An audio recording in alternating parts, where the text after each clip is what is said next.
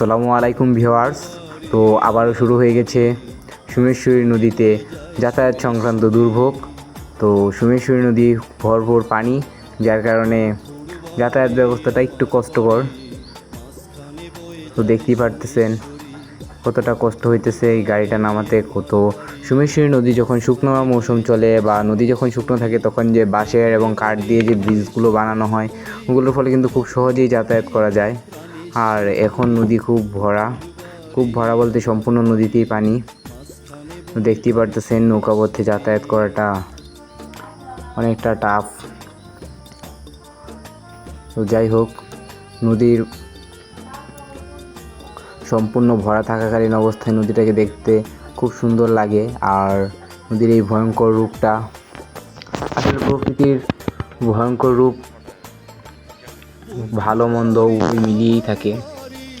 তো প্রকৃতির নিয়ম অনুসারে নদীতে আবারও বর্ষা মৌসুমের পানি চলে এসেছে।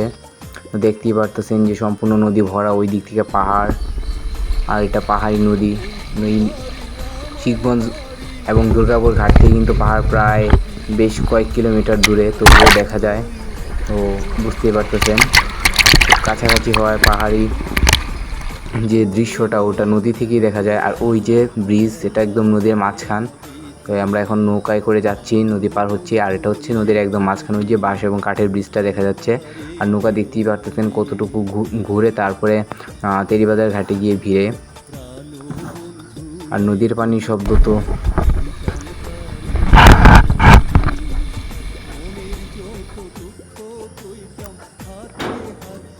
দেখতেই পারতেছেন, ভরা নদীতে যাতায়াত করাটা আসলে ওই যে মাঝখানে যেগুলো দেখতে পারতেছেন, ওটা হচ্ছে বাঁশ এবং কাঠের ব্রিজ। নদীর অতিরিক্ত পানির ফলে প্রতি বছরই এই ব্রিজগুলো ভেঙে যায়। আবার যখন শুকনো মৌসুম আসে তখন ব্রিজগুলো দেওয়া হয়। তো দেখতে দেখতে কথা বলতে বলতে প্রায় শিবগঞ্জ ঘাটে চলে এসেছি। এখন এই গাড়ি এবং সাইকেল এবং মানুষ নৌকা থেকে নামবে। আর এই যে শিবগঞ্জ ঘাটের চারপাশটা দেখতেই পারতেছেন সম্পূর্ণ নদী ভরা। তো দেখতে দেখতে আমিও নেমে গেলাম। আর আজকের ভিডিও আর লম্বা করব না, এই শিবগঞ্জ ঘাটে শেষ করলাম। ধন্যবাদ সবাইকে।